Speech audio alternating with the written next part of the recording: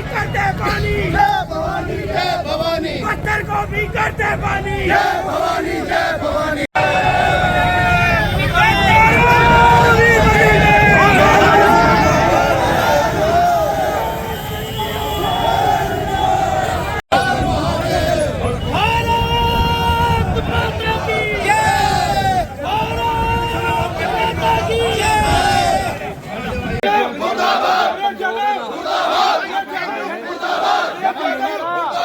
मैं कह रहा एक बार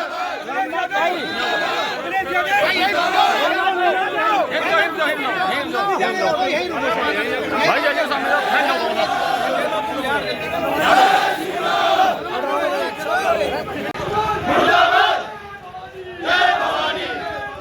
जय भवानी जय भवानी।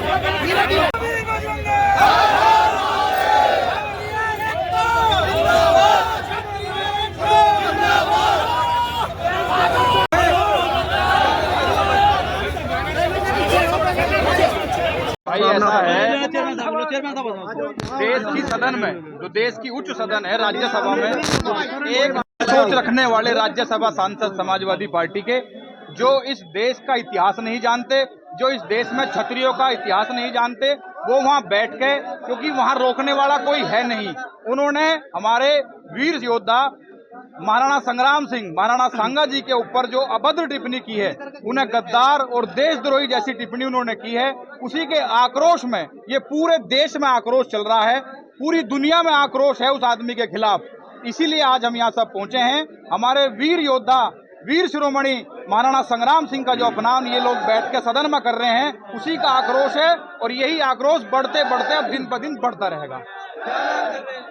भाई मांग ये है सीधी सीधी, सबसे पहले तो उसकी सदस्यता रद्द होनी चाहिए। और हम एक बात कहना चाह रहे हैं चैनल के माध्यम से कि भारत सरकार कहां बैठी है। भारत सरकार जब अन्य पार्टी के नेताओं को सदन से बर्खास्त कर सकती है, सदन से निकाल सकती है, तो इसे किसका संरक्षण है, किसके दबाव में इसे अब तक सदन से नहीं निकाला गया। सरकार, भारत सरकार, हम नरेंद्र मोदी जी से मांग कर रहे, राष्ट्रपति हमारी महोदय से कहना चाह रहे कि उसको बर्खास्त करो राज्यसभा से, जब जाके ये राजपूत समाज शांत होगा और वो अपनी गलती मानने हैं, सर्व समाज के सामने गलती मानने हैं। क्योंकि महाराणा संग्राम सिंह एक जाति बिरादरी के योद्धा नहीं थे, उन्होंने सनातन के लिए लड़ाई लड़ी, इस देश को मुगलों से बचाया था, और आज 2 कौड़ी के सांसद बैठकर राज्यसभा में टिप्पणी करेंगे। हमने जवाब उन्हें घर पे भी दिया जा रहा, आगरा में भी करनी सेना के और क्षत्रिय समाज के लोग वहां पहुंचे थे। ये आक्रोश अगर भारत सरकार रोकना चाहती है तो भारत सरकार उन पर माफी मंगवावे और उसकी सदस्यता रद्द करे। अभी जो कई दिन से मामला चल रहा राणा सांगा जी पे, वहाँ समाजवादी के एक सांसद महोदय ने जो एक अभद्र टिप्पणी अपनी लोकप्रियता के लिए की है, उसके खिलाफ में आक्रोश है। अब तो समाजवादी पार्टी का वो काम हो गया कि मतलब निकल गया तो पहचानते नहीं, ऐसे निकल गए कि जानते नहीं। जिस पार्टी के लिए हमारे समाज के कुछ लोगों ने नमक लोटा डालने का काम करा, आज वे लोग हमारे जख्म पर नमक लगाने का काम कर रहे हैं। आपने उस सांसद को रोकने के बजाय उसे और भड़काने का काम कर रहे हैं। उसे माफी मांगनी चाहिए जब तक, अगर उसे शर्म होती इस बात की, लेकिन उसे सहारा है अपनी पार्टी के मुखिया का, और हम इसका पुरजोर विरोध करते हैं। अगर वे लोग चाहते हैं, वे इस चीज को दूसरी तरफ मोड़ना चाह रहे हैं, और पार्टी के नेताओं ने भी इसमें आके सही को सही और गलत को गलत करने का काम किया। उसमें चाहे बहन कुमारी मायावती जी हो, चाहे यहाँ के कैबिनेट मंत्री अनिल कुमार हो, चाहे पूर्व केंद्रीय मंत्री संजीव बालियान हो, कुछ लोगों ने सच को सच कहने का साहस किया, लेकिन ये लोग अब भी सच मानने को तैयार नहीं, और उन लोगों को अच्छा बताने का काम करे जिन्होंने इस देश को लूटने का काम करा, और उन लोगों को गद्दार बताने का काम कर रहे जिन्होंने अपने बच्चों की बलि दी इसके लिए लड़ाइयाँ लड़ी।